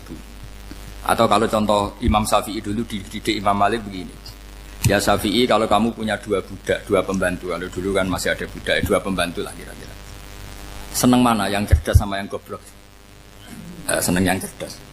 Kalau yang nurut sama yang bantahan, seneng yang nurut. Lah yang nurut itu yang goblok. Makanya tinggal dibalik saja. Kamu tak beda ya. Seneng mana punya istri yang cerdas apa yang goblok? Coba jawab. Atau ibu-ibu mbak-mbak ini, seneng mana punya suami yang cerdas atau yang goblok? Kalau cerdas gak bisa diakali. Tapi goblok nurut tapi ya kadang di sini-sini kan di sini. Nah, itu kan antar manusia. Masalahnya kita menghadapi Allah Subhanahu wa taala yang semua kita pasti bodoh. Kita menghadapi Allah Subhanahu wa taala yang semuanya kita pasti bodoh. Allah jelas ngendikan wa kanal insanu dzaluman jauhlah, manusia itu banyak dolimnya. Dolim itu sifat mubalaghah. Kalau orang dolim sekali dolim, kalau sering zalum, kalau jahil biasa jahil, kalau banget jahile jahul. Bahasa Arab kan gitu memang. Ghafir pengampun biasa, kalau ghafur selalu mengampuni. Syakir, makanya sifatnya Allah Taala ikut wazan faul semua. Ghafur, syakur, atau diikutkan wazan fa'al. Kalau goblok biasa jahil, goblok banget jahal kan itu. Kafir biasa kafir, kalau kafir banget kafar. Ya, jadi wazan balagha itu bisa fa'al, bisa faul ya. Kafirin, kafar atau kafur. Paham ya? Malah ngaji nahwu. Ya, tapi ini memang perangkatnya ya. Ini kan perang mau tidak mau. Makanya misalnya Allah tidak suka kulla kafarin banget kafir ya, Pak. Paham ya? Kulla khawanin banget khianate. Kalau khain khianat biasa, kalau khawan sering khianat. Lah manusia itu kata Allah apa? Zaluman. Wis banget dolime, banget bodoh. Itu kalau yang ngarang hikam mencontohkan tuh gini, manusia itu pas bener saja salah, apalagi pas salah. Jadi manusia itu kata Imam yang ngarang hikam itu, man itu kanat mahasinhu masawiyah, fakih fala takunu masawihi masawiyah. Ketika baik saja buruk, apalagi ketika buruk. Coba kalau ada orang dermawan sama teman-temannya, tanyakan istrinya, duit dihambur-hambur, disekno konco ngalono bojo. Mesti itu. Teman yang sering silaturahim ke teman-temannya, kata temannya baik, senang silaturahim, tanyakan istrinya, oh meninggali wong gitu. Jadi manusia pas baik saja ada buruknya, apalagi pas buruk. Makanya dulu bapak saya ngajarin saya istiqomah ya apik ya, tapi kadang-kadang nak keterusan itu ora istiqomah ngangkangi orang yo tidak punya kesempatan. Misalnya ada imam masjid ngimami terus sampai tua sampai mau mati, itu istiqomah apa tidak memberi peluang yang lain? Tidak jawab aja. Jadi itu manusia. Jadi pas baik saja buruk, apalagi pas buruk. Kayak saya gini di sini ngajar baik, tapi saya ada tidak sopannya harus di atas. Padahal banyak orang sepuh, ada Pak On, ada beberapa yang kan terpaksa nggak sopan. Tapi sampean yang nyuruh, berarti sampean yang dosa. Kemarin-kemarin saya minta di bawah supaya ganjaran saya utuh, ini gara-gara begini ganjaran saya ini agak terkredit apa? Terdebet itu karena itu. Saya teruskan. Jadi manusia itu punya sisi itu karena manusia itu dzalum dan apa? Jahul. Wa kanal insanu dzaluman. Problemnya ini ngadepi Allah yang selalu pinter, yang kita selalu bodoh. Misalnya gini, kamu ditanya Allah. Ini contohnya Imam Malik. Ikla hadi sokhroh fa inna tahtaha dhahaban. Coba bongkahan batu itu kamu angkat, di bawahnya ada emas. Lalu budak yang pinter berlogika, oh disuruh buka itu karena ada emas toh. Berlogika. Kalau budak yang goblok enggak, ya disuruh ya diangkat saja. Ada emas apa enggak karena perintah ya diangkat. Yang satu nurut karena perintah, yang satu nurut karena ada emas, ada sesuatu. Logikanya suatu saat Tuhan tuh hanya bilang gini tok, ikla hadis sokhroh, batu itu angkat. Yang nurut yang goblok permanen tadi kan langsung ngangkat. Yang pinter, ini ada apa lagi Gusti kok harus diangkat? Ya gak ada apa-apa, nyuruh saja kata Allah gitu. Oh ada bisa, sesuatu harus ada alasannya. Itu kira-kira mangkel loh Pak? Oh mangkel. Nah, logikanya manusia seperti itu. Makanya dua murid pinter, di rakyat pinter, presiden ya susah mesti demo. Goblok ya susah di sini wong. Ini kan nggak ada pilihan. Memang manusia itu nggak ada pilihan. Nah sekarang masalahnya gini di fikih ini saya kembali lagi ke fikih. Pertanyaannya secara fikih begini. Misalnya iddah. Iddah itu seorang perempuan ditinggal mati suaminya atau ditinggal atau cerai. Itu kan ada namanya apa? Iddah. Iddah itu memastikan apa tujuannya? Memastikan rahim itu steril dari mani atau sperma zaut awal. Supaya nanti kalau dinikah orang lain tidak terjadi ikhtilatul ansab, nasab. Oke, berarti iddah kita beri argumentasi secara ilmiah li baro'ati rohmi. Jadi misalnya Zaid menceraikan istrinya Sri dalam keadaan masih bisa haid. Iddahnya 3 kali masa suci. Wal mutallaqatu yatarabbasna bi anfusina salah satu guru. Lalu karena secara teori medis kalau haid berarti bukti tidak hamil. Apalagi kalau haidnya terulang-ulang sampai 3 kali pasti tidak hamil. Sehingga kalau nanti dinikahi orang lain pasti kalau ada anak ya anaknya zaud sani atau zaud kedua. Berarti alasan iddah li baro'atir rohmi. Oke, kita sok pinter, sok bijak. Pertanyaannya adalah, sekarang sudah baru 1 bulan, suaminya di Malaysia, nggak pernah ngumpuli. Dicek di medis juga berbukti tidak hamil. Apakah boleh tanpa iddah? Semua ulama mengatakan tidak boleh. Tapi ini kan rahimnya jelas bersih. Ya karena iddah itu nuruti perintah pangeran, pokoknya tetap iddah. 3 kali masa suci. 3 kali masa suci atau masa haid. Itu ada perdebatan ulama. Tapi kan ini terbukti bersih, Gus. Meskipun terbukti bersih, kata Allah harus iddah 3 bulan atau berapa? Kira-kira 3 bulan, 4 bulan ya tetap harus iddah. Kowe milih mana? Sok pinter. Gusti, berhubung ini. Pangeran mbok terangno gitu. Berhubung. Jadi Tuhan apa mbok wari? Berhubung Gusti. Ini jelas steril dari sperma zaut awal. Enggak usah iddah, Gusti.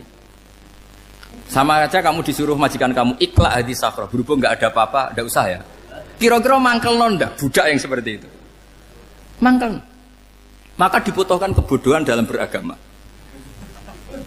Betul itu memang. Makanya Nabi itu unik, pernah bilang itu gini, aksaru ahlil jannah al-bulu, aki-aki penduduk swarga itu al-bulu, wong goblok-goblok. Maksudnya goblok yang jenis ini, bukan goblok betulan maksudnya. Maksudnya goblok jenis ini itu ya tetap pinter, tapi pinternya dibuang, pura-pura goblok demi sami'na.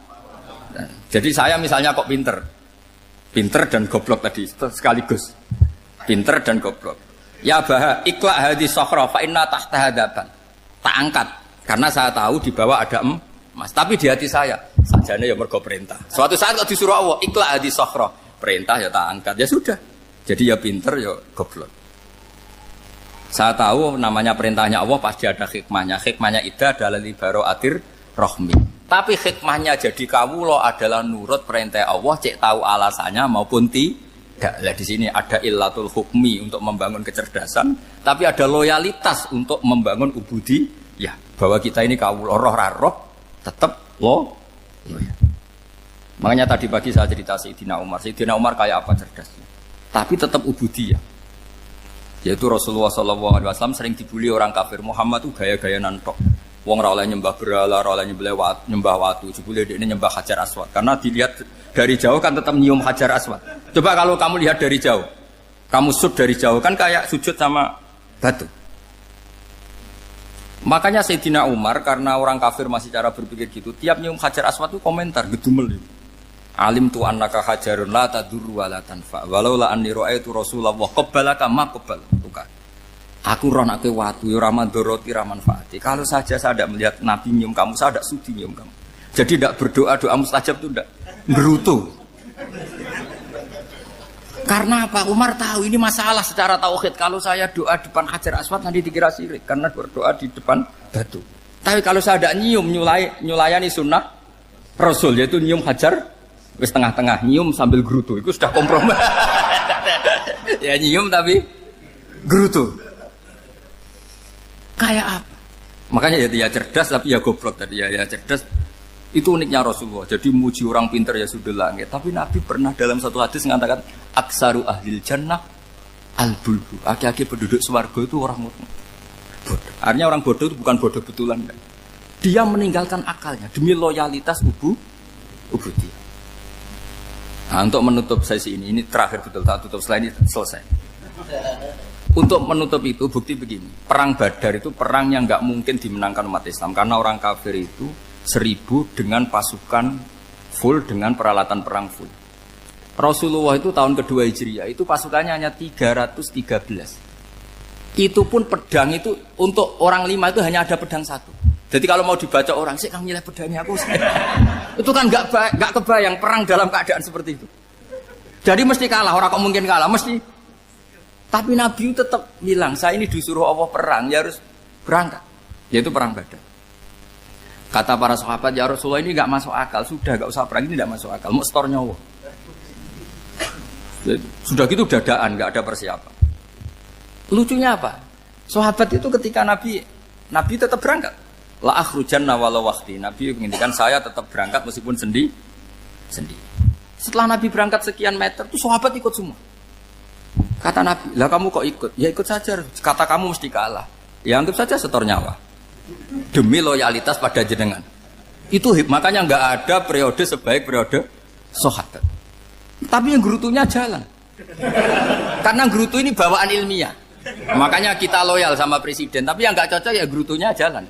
Tapi bawaan mencintai Indonesia tetap jaga stabilitas. Itu bawaan cinta Indonesia, bukan cinta pejabatnya kadang. Gerutunya jalan. Tapi bawaan loyal sama Indonesia tetap mengaku. Bawaan loyal sama Rasulullah tetap ikut perang. Bawaan akal karena nggak masuk akal ya gerutu. Dan itu uniknya Quran itu mengapresiasi itu dan dianggap nggak masalah.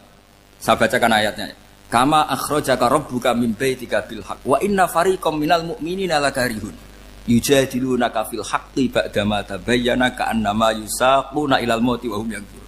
Peristiwa Badar ada peristiwa kamu itu keluar untuk perang. Sahabat kamu ngikuti, tapi mereka lakarihun, enggak senang sebetulnya. Karena enggak masuk akal. Ya gremeng tapi ya derek. Yujadilunaka fil haqq, mereka mendebat kamu dalam kebenaran. Jadi ya Rasulullah wong perang karuan kalah jenengan lakoni alasane nopo? Lah kok melok? Ya saya harus ikut jenengan kan jenengan Nabi. Itu unik. Kalau orang sekarang mana mau, kalau gak masuk akal gak mau melakukan. Coba misalnya istri kamu belajarnya dikurangi. Anggap saja petualangan latihan hidup di masa lalu. Gak mau. Padahal petualangan itu hal yang indah. Petualangan itu kan hal yang indah. Kan gak mau. Oh ngirit aja alasan. Tapi lucunya kalau dijak camping bermiskin-miskin di hutan mau. Karena karpe dhewe, tapi tak suami yang ngongkon. Ayolah seminggu ini kita model miskin, anggap saja petualangan masa lalu. Enggak mau. Karena pinter, apa? Coba kalau bodoh. Ya ngono ya apa-apa Mas. Tapi resiko nak bodoh, pas kamu sakit ya dibiarin. Karena dia melihat sakit kan biasa, namanya manusia. Jadi makanya ini pilihannya susah, hidup itu masih susah makanya ini. Jadi uniknya Quran gitu. Quran itu membolehkan psikologi manusia. Makanya Allah ngendikan kutiba alaikumul qital wa huwa kurhul lakum. Ya saya tahu kamu tidak suka perang. Allah yang ngakui bahwa kurhul enggak apa-apa. Tapi ketidaksenangan kita harus dilawan demi mengikuti Allah dan misalnya perempuan Allah juga gitu. Wa ashiruhunna bil ma'ruf. Gauli istri kamu muamalah secara baik. Kata Allah fa in karihtumuhunna fasa antakrahu syai'a wa ja'alallahu fi khairan katsira. Mungkin ada watak yang kamu tidak suka, tapi di situ ada kebaikan. Allah ngaku yang namanya suami mesti ada watak yang enggak suka dari istrinya. Juga sebaliknya lebih banyak lagi yang suami istri kamu enggak suka watak kamu. Juga enggak suka hidung kamu, wajah kamu banyak lah yang enggak disuka. Tapi demi kestabilan negara suami istri ini, mereka loyal, justru itu bagus. Maka jagalah ilmu, juga jagalah loyalitas. Itu yang perlu saya utarakan. Jadi makanya agama ini dibangun dua. Satu kecerdasan hikmah, yaitu ya al-hukmu yaduru ma'ilati wujudan wa adaman. Tapi juga ada ubudiyah, bahwa agama ini milik Allah. Maka sami'na wa adaman. Karena begini logikanya, saya ulang lagi masalah batu. Iqla hadis sokhra fa inna tahta hadaban. Terus saya angkat. Pembantu saya ngangkat. Dia saya gaji atas nama apa? Nurut kan? Atas nama menemukan emas apa atas nama nurut? Menurut, karena emas itu juga penemuan saya, milik saya. Ngangkat batu yang nggak ada emasnya juga atas nama nurut. Jadi rapot yang saya berikan ke pembantu saya itu tentang nurut dan tidak nurut. Saya kan tidak peduli dengan cerdas dan tidak cerdas. Itu kan tidak sesuatu yang menguntungkan saya. Nah Allah juga gitu. Kecerdasan kamu, pinter kamu itu tidak menguntungkan Allah Subhanahu wa Ta'ala. Karena Allah itu tidak butuh pinter kamu, cerdas kamu. Allah hanya butuh mental ubudiyah kamu. Makanya Allah mensifati nabinya hanya subhanalladzi asra bi abdihi, karena status tertinggi manusia adalah sifat Nah, makanya ya Tuhan nafsul mutmainnah irji'i ila rabbiki radhiyatam mardiyah fadkhuli fi ibadi. Berstatuslah sebagai hamba baru wadkhuli jannah. Nah, kalau kamu berstatus hamba ya harus baik, enggak usah kakek bantah. Coba kalau kamu rasional, ya Allah kenapa bikin surga nanti-nanti? Engkau kan bikin sekarang, ngapain repot-repot nanti? Jadi kacau semua agama. Makanya yang perlu didahulukan adalah status ya Tuhan nafsul mutmainnah irji'i ila rabbiki radhiyatam mardiyah fadkhuli fi ibadi. Masuklah berstatus sebagai hamba saya. Khasnya hamba tadi, ya cerdas karena semua yang diperintahkan Allah pasti ada hikmahnya. Tapi kecerdasan ini kadang kita tinggalkan demi loyalitas ubudiyah. Terus ngoten mawon kula ngapunten ingkang kathah, mugi-mugi niki barokah. Wassalamualaikum warahmatullahi wabarakatuh.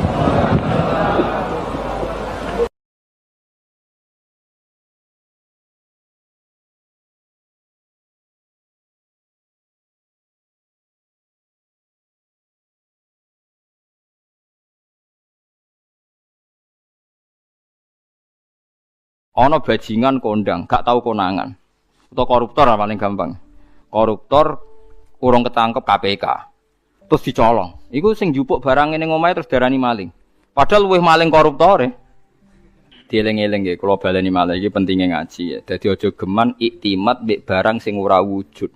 Demokrasi itu tidak wujud. Hak asasi manusia ya tidak wujud. Ini tidak bisa Anda buat pegangan supaya nak ketemu Allah Subhanahu wa taala. Mergo barange ora wujud.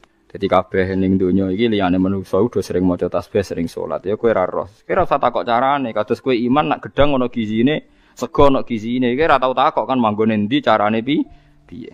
Dadi kabeh manuk, kabeh kewan malah maca tasbih. Sing ora jelas ya manungsa niku separuh maca tasbih, separuh ora. Nak kabeh kewan maca tasbih. Kowe ora usah takok ora carane piye terus bahasane piye. Wong dikandani kok malah takok carane, iki malah lucu. Mulane terus dadi anekdot masyhur iku. Maksiat tetep maksiat, setan wae roh maksiat. Lah umume setan iku nek ana maksiat iku seneng kecuali sitok nyelingkuhi bojone setan. Wah, nek iku setan lah ngamuk. Dadi satu-satunya maksiat yang setan pun ndak seneng iku nyelingkuhi bojone setan. Iku Allah ya ora seneng, setan ora seneng. Iku satu-satunya contoh maksiat sing setan pun ndak seneng. Lah guyonan ngoten niku penting karena itu tadi. Hukum itu kalau nuruti pandangan manusia dawuh Imam Syafi'i iku ruwet. Mergo al-qaulu qaulu sahibil ya. Angger sing nyekel sawangane sing duwe. Dadi kados koruptor sing donyane akeh, duwe alpat macam-macam itu nek ana sing nyolong sepeda montore sawangane ya salah. Padahal ini dhewe hasil colong.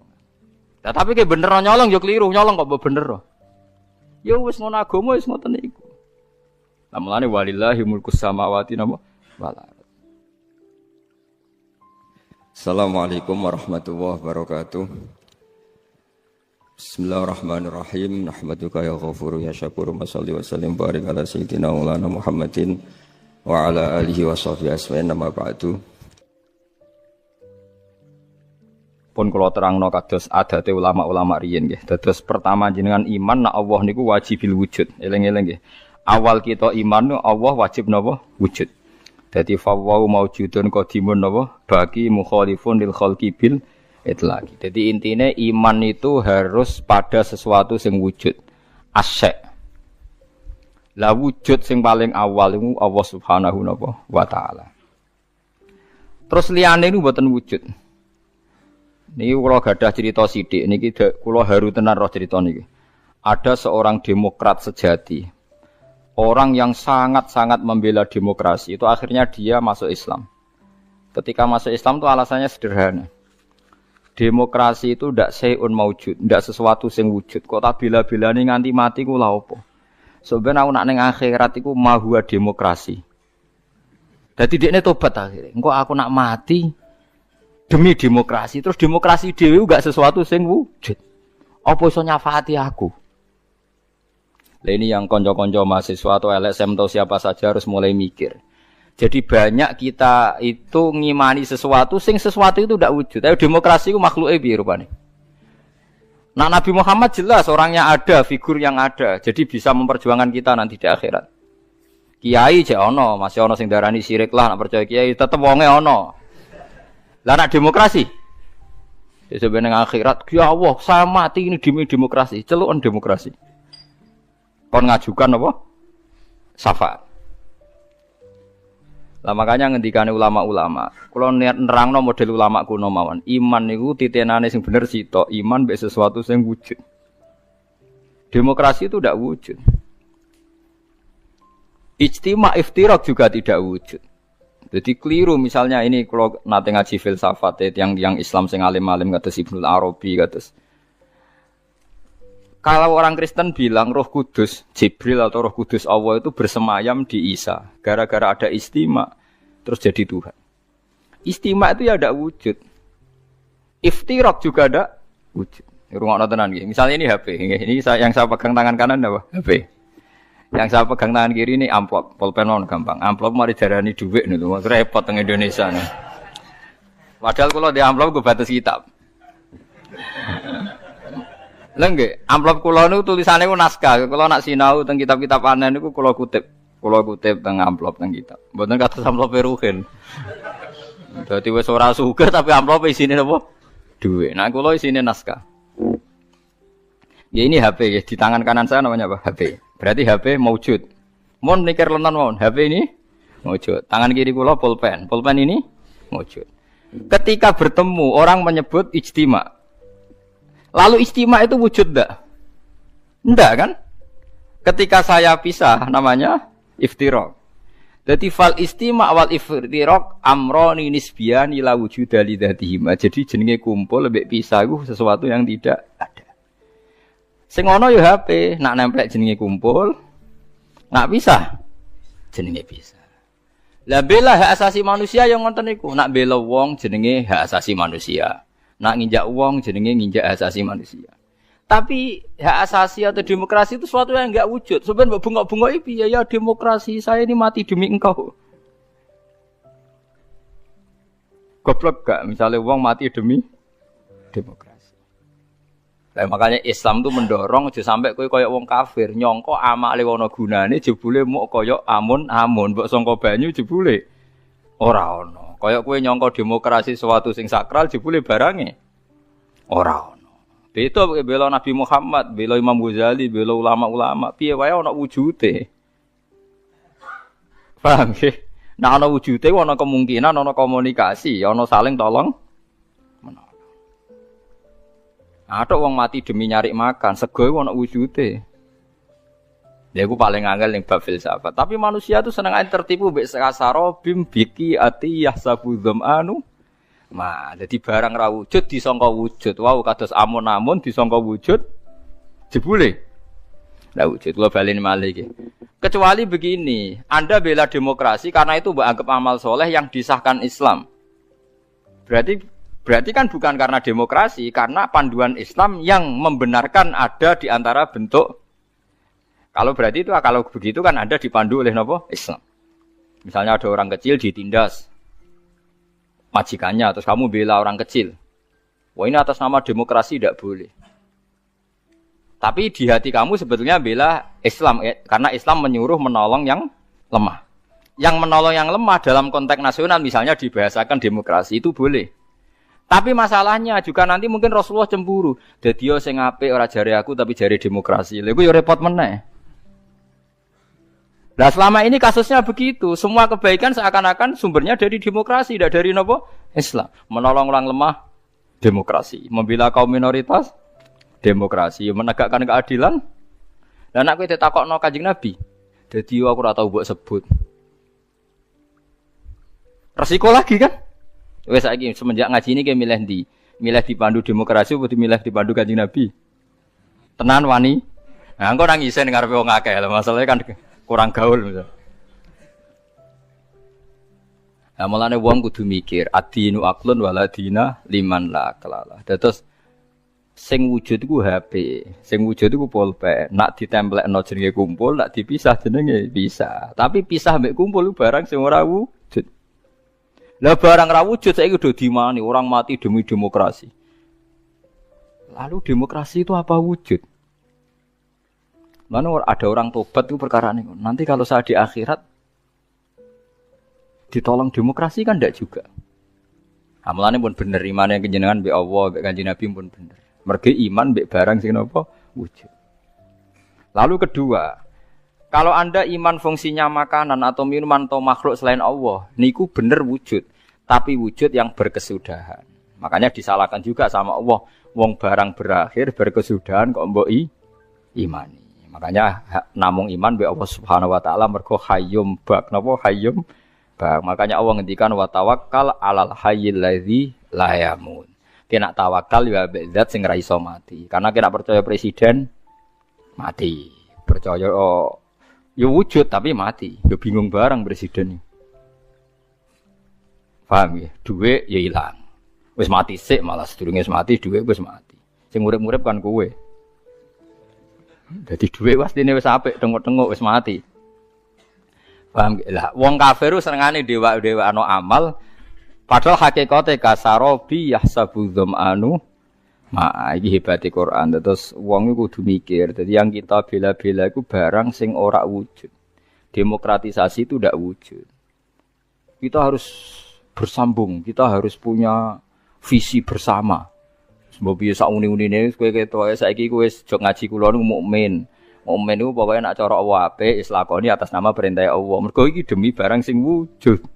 Aja geman Allah ra mbok elok-elokno, mergo berarti kowe ngimani barang sing mboten wujud. Kok saiki akhlak darani etika, kebaikan darani norma. Allah ora tau disebut. Kebaikan bersama, norma bersama. Saiki Allah iku wis ilang. Wah, barang apik jenenge etika, barang apik jenenge norma. Ora tahu muni Allah ngajarkan ini Rasulullah.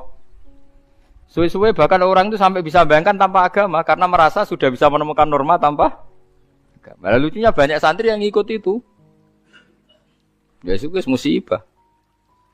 Musibah tenan niku. Iku berarti dekne imane koyo wong kafir. Kasarobi tasabu dzamanu napa?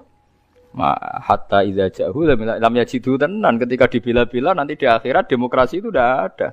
Sing ana Allah nyalahno kowe. Sing ana malaikat mungkar nakir, malaikat malik nyalahno kowe. Nah, makanya sekarang dilatih iman itu dimulai dari sesuatu sing bener-bener wujud. Liyane iku amrun nisbiyun, amrun napa? Nisbiyun to amrun i'tibariyun. Iku mau